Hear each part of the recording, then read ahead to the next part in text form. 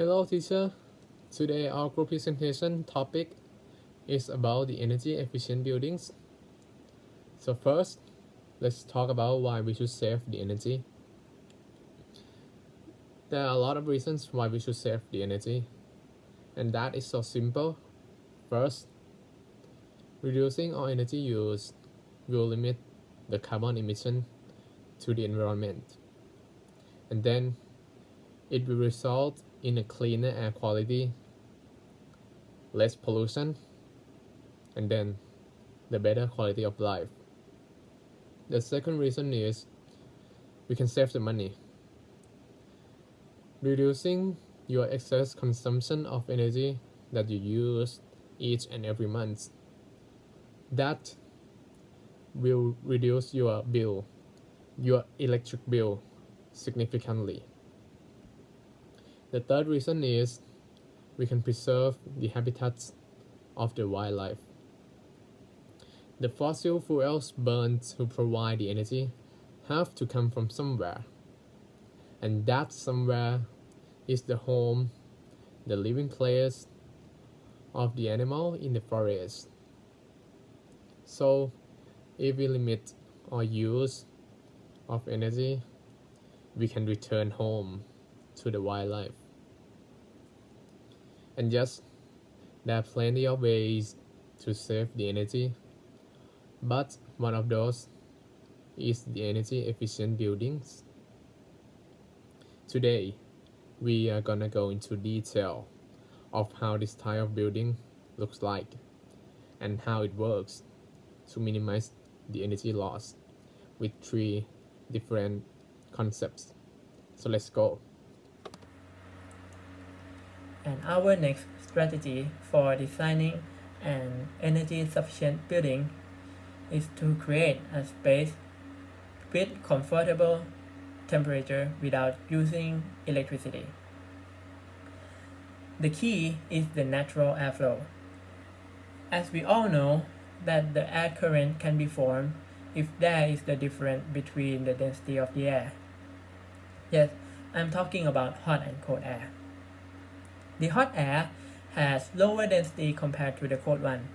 From this knowledge, it can help us to manipulate the wind direction to flow into the building in order to lower the temperature, resulting in the lower use of air conditioner, which consumes huge amount of electricity. For your understanding, we choose the house as the representative of the building. First, we must locate what direction the wind will flow into the house, following the Thailand geography. So there are 3 seasons in Thailand, right? Summer, winter, and rainy, of course. The target season is summer. So if we know which direction the wind flows towards the most, we can place the windows or even the doors in the same direction to let the wind come in, and we will live in a cooler zone during summer. Next, designing a room with high ceiling can help a lot too. The ordinary room is about 2.5 until 3 meters high, but in this kind of room, or we actually call it double volume room, in this kind of room is usually about 5 until 8 meters high. The main point of this design is to let the air to circulate freely. As it is known that the hot air or the lower density air will float, but on the other hand, the cold air, or which has higher density than the hot air, will sink. This design will increase the space for the air to circulate inside the room and let the hot air to flow out while the cold air trying to fill in. In addition, it can increase the natural light to shine into the house, and it also makes residents to feel more airy too. Let's begin a first part. The first part will be about an inferior design. I think when you talk about eco building or eco home, I think we all understand that the more energy is saved, the more the home will be eco home. So how do we conserve the energy? Let's talk about, I think about the electricity. The electricity is one of the most form of energy we use in our daily life, like lighting in the house.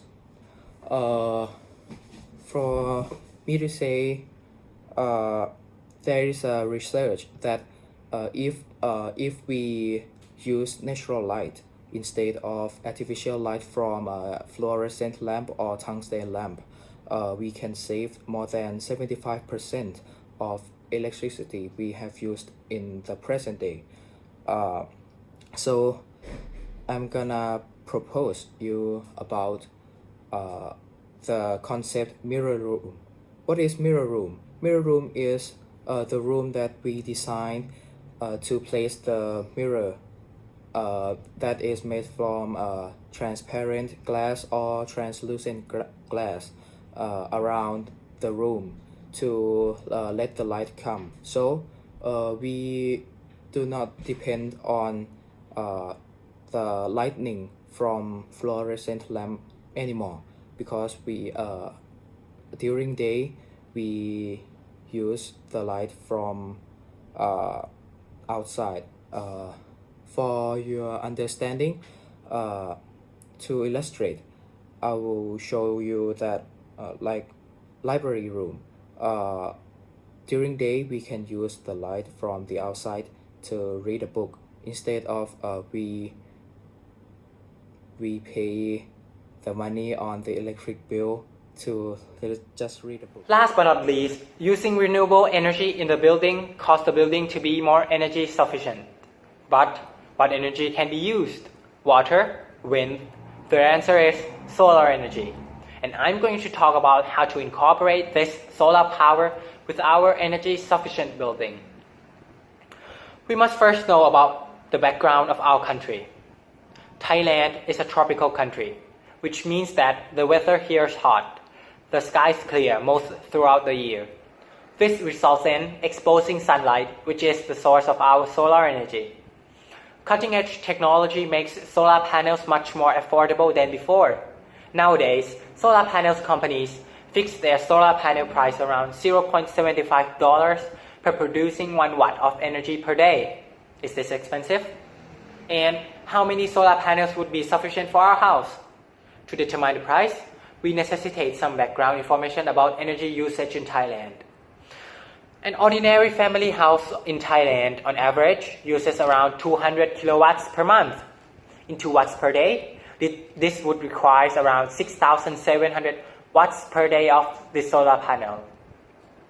The total expense of the installation will be approximately $5,025 per, or around 140,000 baht.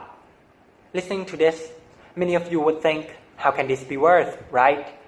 Family house of Thai people, including air conditioners and water heater, on average uses around 3,000 baht of electricity per month.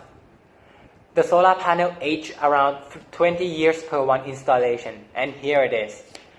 After 4 years, the investment of our solar panel returned to us not to pay for any electricity bill for another 16 years. After the details of 3 different ways to make a building more energy conserving, let us summarize them for you. First of all, the mirror room provides more area for sunlight to pass through, so the residents don't need to turn on any artificial lights during the day. The second one is the wind-conforming design of the building, which lets the wind flow in its direction through the properly installed windows and doors. Besides, a high ceiling helps the air in that area to circulate itself, resulting in a cooler room without turning on any air conditioners. The last one is using solar cells, which turn the solar power into electricity, reduce a lot on electricity bills. It looks like a bit expensive to install these devices, but it's worthwhile for staying for at least 20 years without paying excessive electricity expenses. Alright, so these creative ideas are designed to save the energy and make it last long forevermore. Thanks for your attention.